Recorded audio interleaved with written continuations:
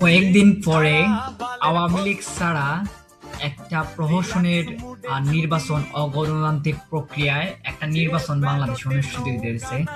এই নির্বাচনে আমাদের হবিগঞ্জ আসনের একটা ব্যালট পেপার, এখানে লাঙ্গল আছে, মোমবাতি আছে, দাড়িপাল্লা আছে, হাত পাকা লাঠি সহ অনেক প্রতীক আছে, কিন্তু এই ব্যালট পেপারের কোন পরিপূর্ণতা নাই। পরিপূর্ণতা না থাকার কারণ হচ্ছে এই ব্যালট পেপারের মধ্যে নৌকা নাই।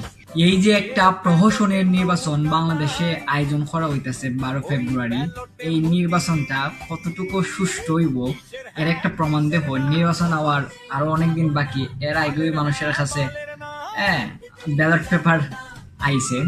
তো আপনারা বুঝুন এই নির্বাচনটা কতটা সুষ্ঠু হইব। অনেকেই হইতাছেন ইতিহাসের সর্বশ্রেষ্ঠ নির্বাচন হইব, এই হইছে গিয়া ইতিহাসের সর্বশ্রেষ্ঠ নির্বাচনের একটা নমুনা। যাই হোক, এই ব্যালট পেপারে নৌকা নাই, অনেক প্রতীকই আছে। হ্যাঁ, যেসব প্রতীকের বাংলাদেশে মোট জনসংখ্যা বা মোট ভোটারের 10% বা 30%ও সমর্থন নাই, এইসব প্রতীক আছে। কিন্তু মেজরিটি মানুষের যে প্রতীক নৌকা, এই নৌকা প্রতীকই নাই।